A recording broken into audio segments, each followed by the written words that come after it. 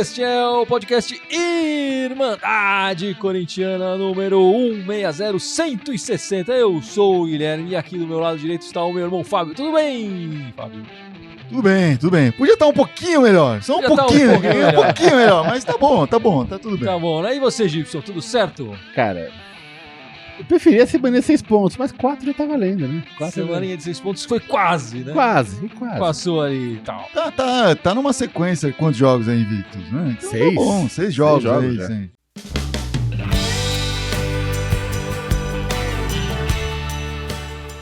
Enfim, vamos começar falando desse clássico quente que acabou de acabar. Aqui estamos nesse domingo à noite. Corinthians e Palmeiras 1-1. E eu começo com a pergunta, existe clássico frio? Hoje até que tava frio na temperatura externa. Externo tava friozinho. Às vezes rola um clássico frio e tal, mas esse não foi um daqueles, foi um clássico quente. Pode até ter clássico frio, mas acho que derby frio faz um tempo que eu não vejo, hein? Terminamos empatados ali, e eu digo empatados até... acho que o Corinthians também tá um pouco empatado com esse brasileiro, né? Ele ainda tá meio empacado até nesse brasileiro, porque não sobe, não desce, enfim. E essa era uma oportunidade que o Corinthians tinha de tirar pontos de um time que tava na frente dele e chegar a se aproximar mais dos líderes. Coisa que a gente também, essa oportunidade que a gente perdeu contra o Flamengo. Sem né? dúvida. Então foi mais uma oportunidade que o Corinthians perdeu de se aproximar, de subir na tabela um pouco mais. O Corinthians saiu ganhando e tal, levamos um empate ali, e aí o Cássio ainda fez belas defesas no final. Eu acho que até foi de bom tamanho, assim, pra partida que o Corinthians fez. O que você achou, Fábio? Bom, primeiro eu acho que o Cássio fez belas defesas no começo também, fez belas defesas o jogo todo. Algumas nem estavam valendo mais, mas ele foi lá e fez belas defesas mesmo assim. Ele foi, mesmo né? assim. Ele fez belas defesas. Porque essa regra do VAR também é estúpida, né? O cara só pode levantar... O cara tá 1 metro impedido, ele não pode levantar antes. Claro que tem que levantar antes, pô. Isso é um absurdo. Mas enfim, eu concordo. A gente tava falando aqui na semana passada que esse jogo, pela forma como o Corinthians vem jogando e crescendo no campeonato, se tornou um jogo de 6 pontos, né? E foi uma chance perdida de encostar o Corinthians ganhando esse jogo e aí recuperando aquele jogo perdido que vai ser agora no meio da semana, que você vai falar mais depois. Vamos Vou falar. dar spoilers. Não, vamos né? falar, todos nós. Então o Corinthians ganhando esse jogo a mais aí que tá faltando, ou esse jogo a menos que tá faltando, ele encostaria, poderia chegar até 3º lugar já nessa rodada. Se ganhasse hoje, ganhasse... Isso, se ganhasse hoje, ganhasse a próxima. Agora não tem mais essa chance, mas continuo vendo o Corinthians numa ascensão. Como eu falei, tem aí 6 jogos sem derrota. Os 2 jogos que empataram nesse período foi contra o Flamengo e contra o Palmeiras, que são times de ponta do Brasil. Um então, investimento muito maior. Com investimento o único grande. senão que eu faço é que vão os 2 jogos na arena, né? Sim, mas são 2 jogos contra times... É normal empatar contra esses 2 times. Não é um resultado que dá pra você criticar, ainda mais da forma que jogou. Acho que nos 2 jogos o time teve momentos que dominou, não foi jogos que o Corinthians jogou mal pra caramba e empatou, se salvou com um empatinho. Não foi isso em nenhum dos 2 casos. Então acho que tem que continuar buscando essas lições, continuar crescendo.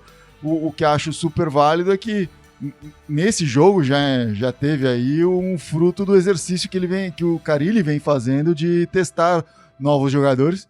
Dessa vez não rendeu nada, mas acho que essa coragem de ir lá e colocar um Matheus Jesus no lugar do Gabriel vem do fato do Matheus Jesus ter jogado bem no meio de semana. Entendeu? E o Carille tá mudando um pouco a postura dele, né? O Carille tá sendo mais ousado, não tá sendo... Mais ofensivo. Mas, assim, óbvio que todo mundo queria vitória hoje, né? A vitória hoje ia deixar a gente com uma possível vitória quarta-feira, colocar a gente lá na frente do campeonato. Eu acho que com esse empate de hoje, fica mais claro que o Corinthians não vai, assim, pra mim, brigar pelo campeonato tá meio fora de cogitação. Né? Se ganhasse hoje, talvez crescesse, bater um ânimo. Eu acho que tem um pouco isso, né? Dá um desânimo maior pra... Exatamente, assim, pode até vir a pontuar e começar a crescer, mas eu acho que a briga real do Corinthians, e ele tá bem posicionado pra ficar ali no... Mas é um jogo que tu podia definir isso, Podia né? definir, ganhando exatamente. Esse jogo, o Corinthians podia dar uma sobrevida, porque o nosso time não tá, desde o começo do jogo, do ano a gente tinha clareza disso, que não é um time pra disputar campeonato. Então, mas poderia dar uma sobrevida pra essa esperança que a gente tinha. Eu acho que com esse empate de ouro, essa sobrevida... Acho que a briga agora é pra ficar G6 ali e garantir. Você acha que você tá sendo muito fatalista, não? Não acho que tô sendo realista. O time ele tem limitações. A gente ganhou... O time tem limitações, mas ele, se mantiver um aproveitamento próximo do que tem até o fim do campeonato, eu acho que tem chance sim de brigar pelo título. Essa campanha atual, essa campanha recente, me dá um estímulo, mesmo tendo empatado esse jogo. Eu acho que é o Cássio falou isso na saída. Ele falou: a gente empatou esse, gostaria de ter ganho por ser um jogo em casa, mas agora a gente vai ter que compensar ganhando uma fora de casa, etc. É mais ou menos essa conta. O jogo contra o Palmeiras vale o mesmo que o jogo contra o CSA, vale o mesmo que o jogo contra o Inter. O jogo mesmo...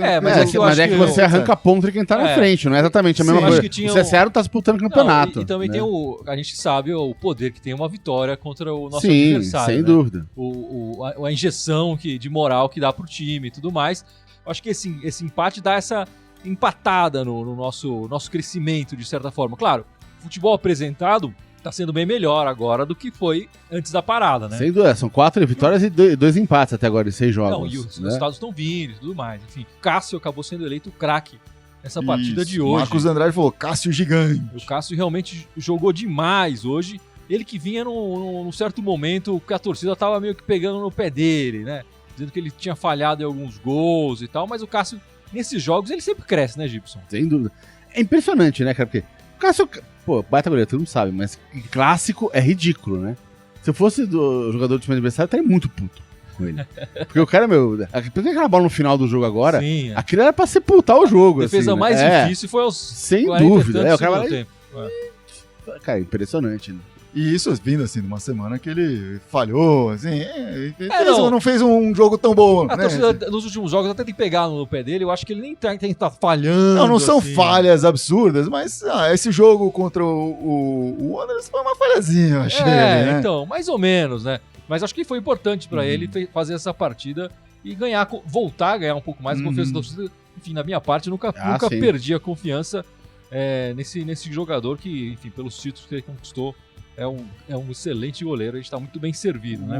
O Renan tá perguntando aqui se faltou futebol no segundo tempo. Vocês acham que faltou futebol no segundo tempo do Corinthians? Eu acho que assim, o Corinthians começou levando um certo sufoco, e aí marcou o gol. O primeiro ataque do Corinthians foi gol. Foi gol, E aí o jogo mudou, o Corinthians começou a jogar com mais confiança, aí passou a jogar melhor, né? O Corinthians começou o segundo tempo jogando melhor, jogando no ataque e tudo mais. Aí também logo no primeiro ataque a porcada vai lá e faz o gol. E aí a confiança do Corinthians cai e aí eles começam a jogar melhor.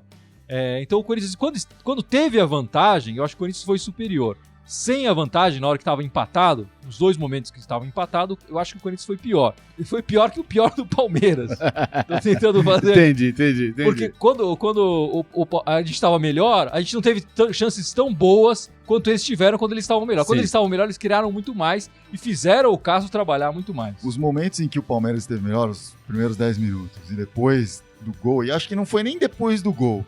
Eu acho que pra mim foi depois da saída do Gabriel que o Palmeiras cresceu de verdade. O Palmeiras realmente esteve muito melhor do Corinthians, com lances muito mais agudos, né?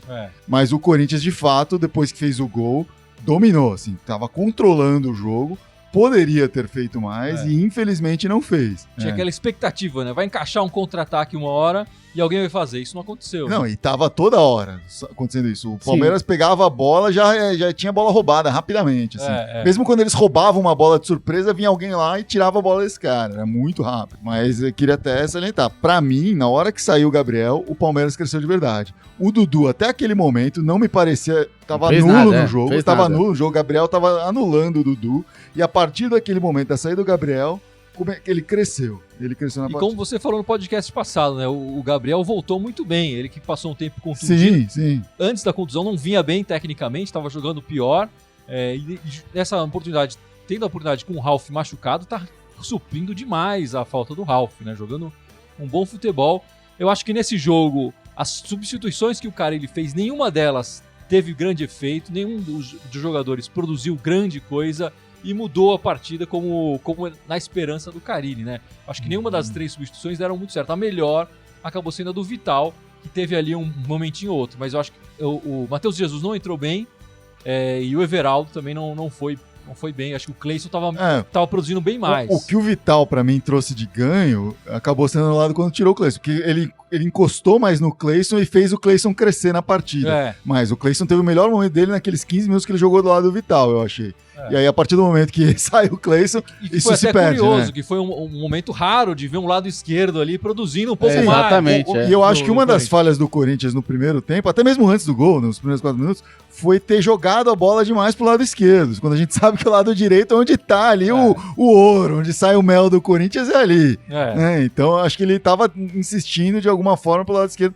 Não sei se era a marcação que tava derrubando para aquele lado. Não dava, não consegui fazer essa leitura. Mas, pra mim, eu ficava, por que a bola tá sempre caindo aqui e não pra lá? A gente sabe que é de lá que saem os gols, pô. E não foi à toa que saiu de lá também. E não foi à toa que saiu de lá o gol. De falta e tudo mais. Assim como eu acho que foi uma falha não ter insistido em cima daquele lateral esquerdo do Palmeiras, no primeiro tempo ainda, quando ele tava nervoso, com cartão amarelo, o zagueiro também tava com cartão amarelo, podia ter de repente causado uma expulsão ali. Também acho. Mas enfim, eu acho que as alterações acabaram não surtindo efeito. Acho que muitos jogadores que entraram, acho que principalmente o Jesus, né, que entrou, o pessoal no jogo passado contra o Wanderers já tava colocando ele lá num pedestal, não, tem que ser titular e tudo mais. E a gente viu hoje que ele não... Enfim, não sei se ele tivesse começado a partida, se ele ia jogar tão bem quanto jogou lá. Mas entrando agora no segundo tempo, tendo uma oportunidade até boa, ele ficou bons minutos, eu acho que o Everaldo ficou bem menos. Ele não aproveitou, né? Ele acabou jogando mal. A gente até... Acho que o Urso até se mostrou mais futebol enquanto teve campo. Enfim, mas o pessoal tá comentando aí, Gibson. Tem o pessoal pegando no pé do Urso aqui. Falando, tem o pessoal pegando no pé falando dele que aqui. Carilli insiste no Urso. Urso é um bom jogador, mas tá na hora de esquentar o banco. O William Alves comentou. Eu acho que se o Jesus tivesse entrado hoje e jogado mais, eu endossaria a proposta de vocês. Não vejo, depois dessa partida, acho que ainda não é o momento, né? Vamos segurar um pouco o Matheus Jesus, que parece ser um garoto talentoso, né? Mas já teve chances em grandes clubes e tal, e não deu certo. Tá tendo uma chance boa aí no Corinthians de mostrar um pouco mais na carreira. Vamos ver se ele consegue mostrar, né? A Leonor falou que o inacreditável aconteceu hoje. Gol do Manuel. Pô, a nossa zaga tá boa de gols, na verdade. Acho que é o segundo ou terceiro gol do Manuel. O Henrique também já tem 2 ou 3 gols. Tá faltando do Gil, né? Tá faltando do Gil, Tá faltando do Gil. O Manuel tá bem no Corinthians, né? Enfim, a gente já falou isso. Se ele não ganhasse uma fortuna lá no Cruzeiro, o Corinthians talvez fosse atrás de contratá-lo, mas...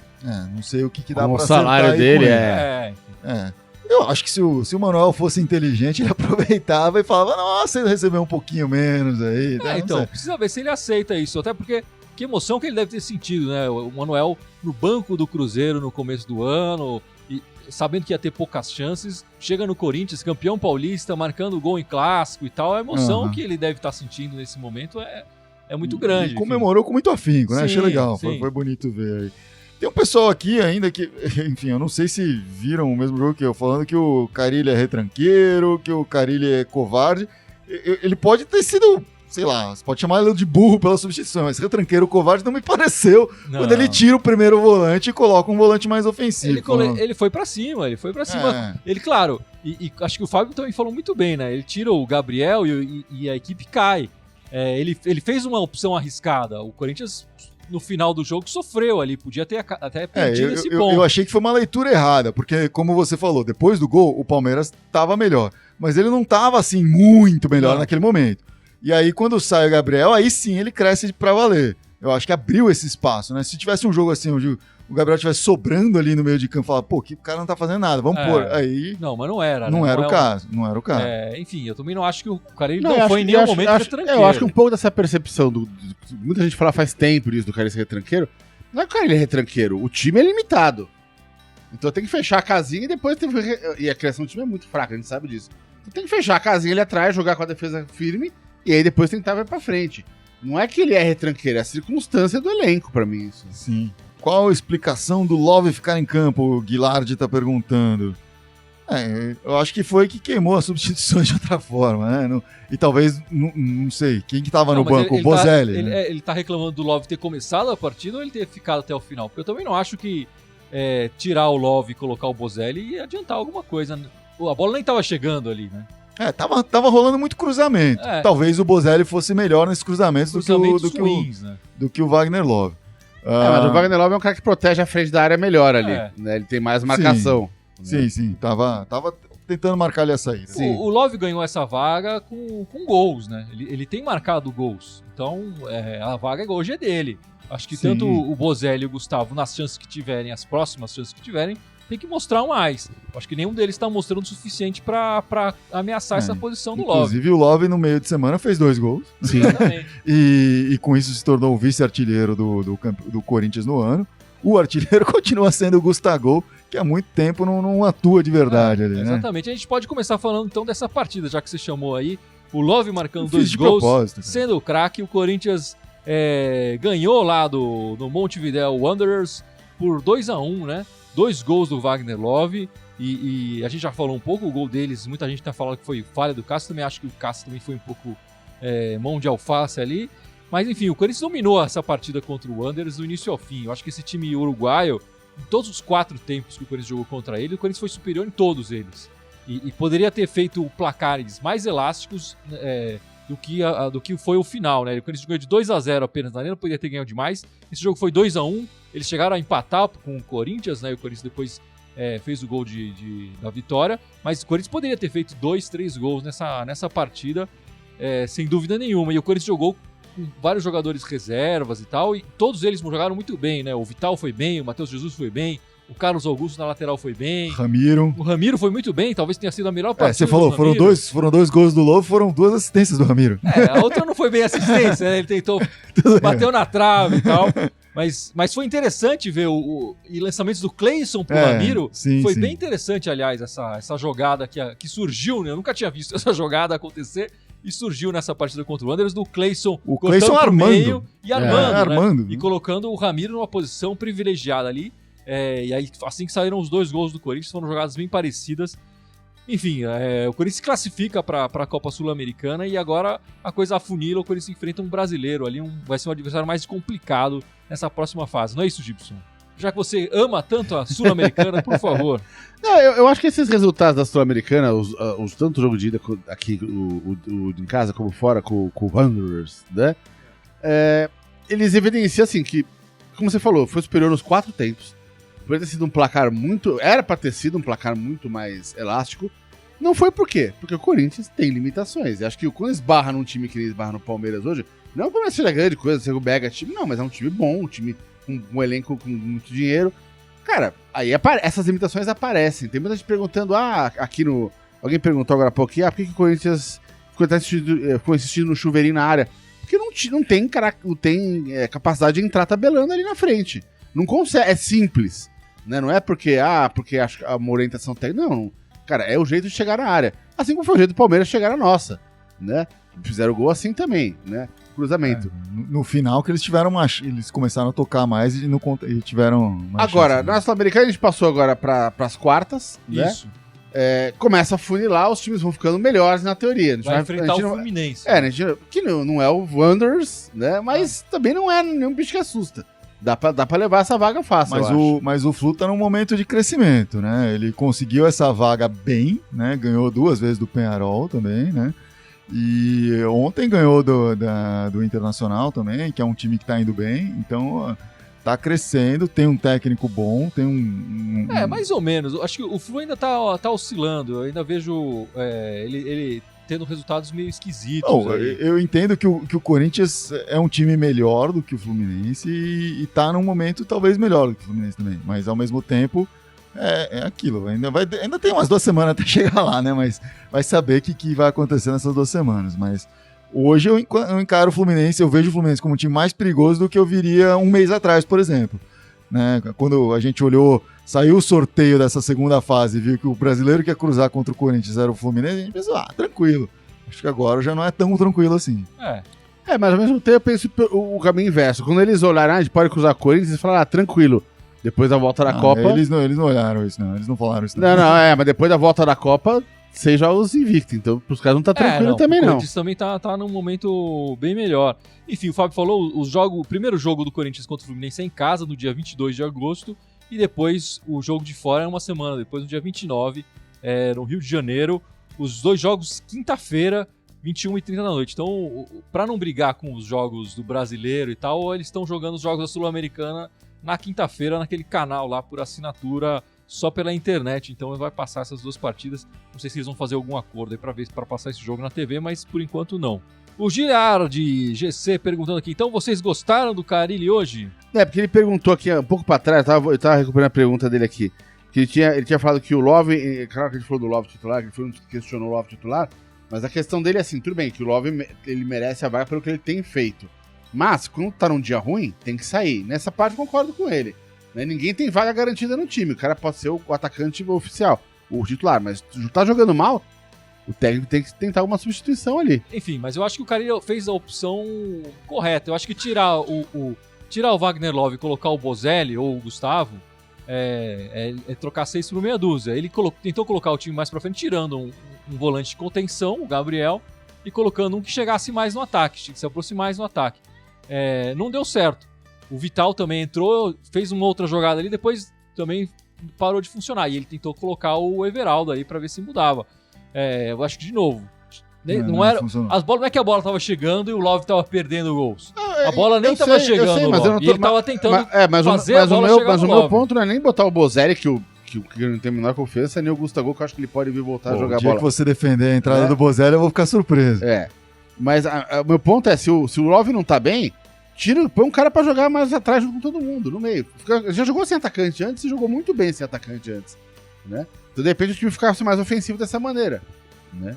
Eu acho que o cara não pode. Eu só tô falando que o cara não pode ter vaga cativa no time. Uma coisa é o cara ser titular. Mas eu acho que assim, se tiver 5 substituições, o Love eventualmente sairia. Ele tinha 3, ele acabou optando por jogar fazer um time mais ofensivo de uma maneira diferente do que o Gilardo estava querendo, enfim. E eu também não acho que tirar o Love para colocar o Bozelli não adiantar nada, que é a discussão que ele tem feito. Não, mas meu ponto não é exatamente, tô falando nesse sentido. Mas eu acho que o Carille não fez essa alteração por enquanto. A gente tá sugerindo uma coisa que ele não mostrou. Mas eu acho até que a saída do Sornosa não foi tanto tática, não foi tanto, preciso mudar esse meio de campo, quanto o fato do Sornosa ter tido uma contusão, tá voltando, foi confirmado de última hora pra esse jogo, né? Então tava vendo que de repente precisava colocar gás ali mesmo, era uma outra coisa, né? E o Guilherme falando que concorda totalmente com a gente, ele fala que o Carille foi péssimo. Você não concorda totalmente porque a gente não tá falando que o Carille foi bem. A gente só tá falando que, bom, ele fez o que deu pra fazer ali, né? Eu acho que as opções realmente se mostraram erradas as escolhas, né? Não, acho que assim, a gente tem que colocar em perspectiva, né? Essa partida não aconteceu no meio do nada, assim. Depois dessa partida contra o Wanderers, o que a gente percebia era todo mundo queria o Vital, todo mundo queria ver mais o Matheus Jesus, ele fez isso, colocou esses 2 jogadores. Então o Carille tava vendo o mesmo que a geral toda tava vendo. Ele que a gente viu no jogo passado ele achou que melhoraria o time. Não aconteceu, não melhorou. Às vezes acontece isso. Podia ter tido uma leitura diferente. Eu acho que se ele colocasse o Ramiro, por exemplo, ou se ele tentasse talvez essa substituição que o Gibson falou do Love com o Vital, talvez a gente estivesse falando, inventou, não colocou o cara que a gente queria ver e tal. Enfim, ele colocou os caras que a gente queria ver. Não deu certo. Em clássico, cara, ainda mais quando dá um empate desencada ou perde, cara, sempre qualquer substituição vai ser contestada. Qualquer uma. Isso é um fato.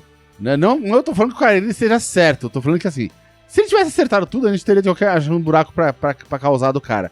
Mas, foi o que você falou, ele tava de olho no que aconteceu durante a semana. O que eu acho que sim, que aconteceu, que a gente não falou disso até agora, é que o fato de ter jogado na quinta noite, o time perdeu o pera no segundo tempo, no final do jogo hoje. Ter jogado forte, jogado no Uruguai. E vai lembrar que o jogo do Palmeiras foi aqui, né? E na foi na terça-feira. Exatamente. Então ele teve muito mais tempo de recuperação. Eu senti o Corinthians jogou dentro do limite do permitido pela lei da CBF, né? Se você for ver o segundo tempo, a gente tomou o gol, em seguida esboçou ali um movimento, uma reação, em seguida o jogo ficou morno, o jogo parou, porque acabou a perna ali. E é uma preocupação, porque contra o Fluminense vai ter 2 jogos de quinta-feira. É a mesma coisa, exatamente. Uma preocupação. Algo tem que se atentar aí. O calendário da Sul-Americana não ajuda nesse sentido, né? Se eles ficarem sempre jogando esse jogo para quinta-feira, o Corinthians vai ser prejudicado dessa forma. Enfim, o próximo jogo do Corinthians agora é o jogo de quarta-feira, 7h15 da noite, viu, galera? Fica esperto. O jogo não é no horário 8h30 nem 9h30, 7h15 em Itaquera contra o Goiás, aquele jogo adiado da 7ª rodada, quando o Corinthians não pôde disputar a partida contra o Goiás. Que poderia ser nosso passo pro G3. Enfim. Mas de qualquer forma... Coloca a gente no G5, talvez. G5. De qualquer forma, a gente que tá... Quando começa a olhar a tabela e fazendo contas ali, a gente que otimisticamente sempre coloca ali 3 pontinhos pro Corinthians. É importante confirmar esses 3 pontinhos na arena. Em casa, é o momento. Contra o Goiás, que levou de 6 hoje, né? Caiu o técnico, inclusive, porque tomou esses 6. Então, é sempre aqui, ó, o time toma uma saraivada, cai técnico. No outro jogo entra um pouco mais ligado. E os caras vão querer segurar esse empate aqui com unhas e dentes.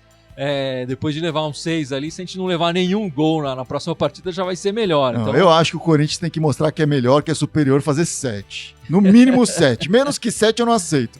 Não fala assim, o pessoal vai acreditar. Enfim, depois dessa partida contra o Goiás, né, na quarta-feira, a gente vai enfrentar o Internacional no domingo. Domingo, novamente, num horário diferente. 11 da manhã, a partida do Corinthians no domingo. Não vai ser às 4 da tarde, fique esperto aí, corintiano. Tem que acordar cedo. Em suma, o corintiano tem que ficar esperto. Porque a gente não tá jogando nos horários normais. Esse é o negócio. Domingo, 11 horas fora, lá no Beira-Rio, contra o Internacional, que perdeu hoje também, né? Perdeu. Eu não sei, o Inter tá jogando Libertadores, etc.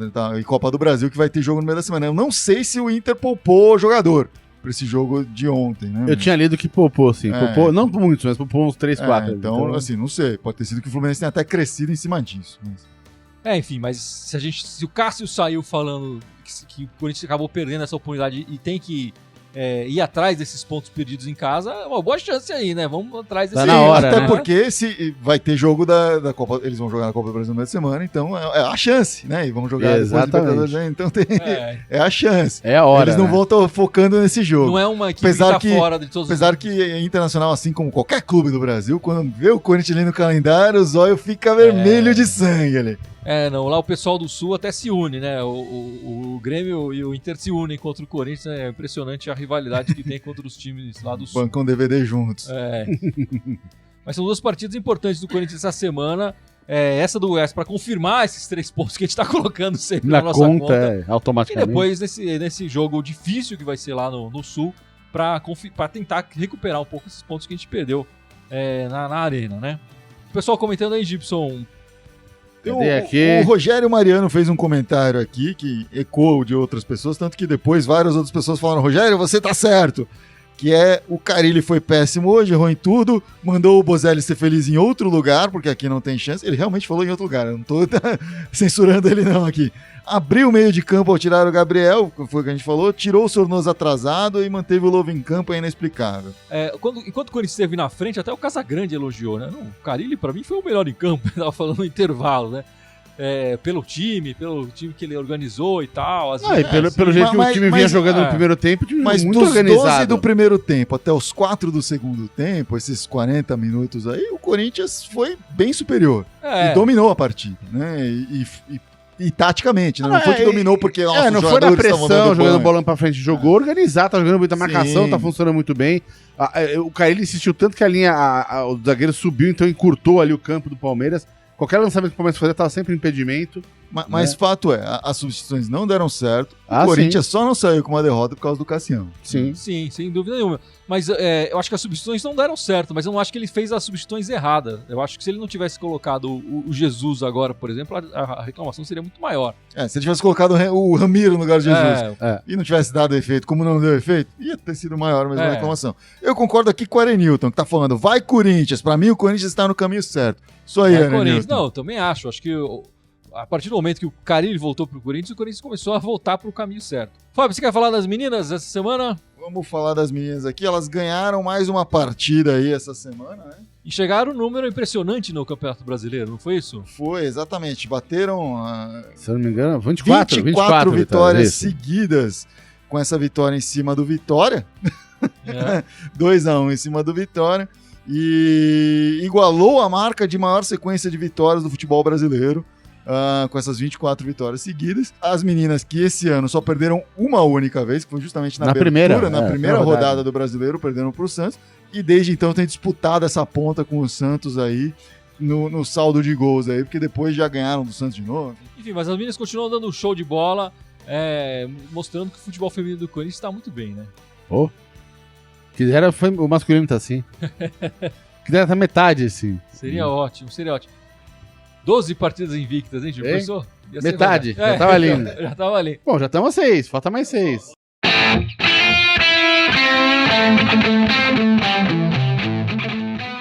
Bom, meus amigos, vamos encerrando este podcast, este live no Facebook. Mas antes de encerrar, o Gibson tem que passar as nossas redes sociais. Todas elas. Por favor. Olha lá, Facebook, onde nós está ao vivo agora. Sim. YouTube. Onde a gente está ao Instagram. vivo de vez em quando. De vez em quando, né? Então lá, Facebook, YouTube, Instagram, Twitter, SoundCloud, iTunes e Spotify. É Todas isso aí. elas Irmandade Corintiana, só no Twitter que é Irmandade Timão. Aguardando mais uma semana. 6 pontos, pelo amor de Deus, tá Tem que precisando. encerrar sempre falando. Estamos precisando de uma semana de 6 pontinhos, 6 pontinhos aí. Não, tem que ir. Agora vai. Isso aí, meus amigos. Vai, Corinthians! Vai, Corinthians! Boa semana, galera!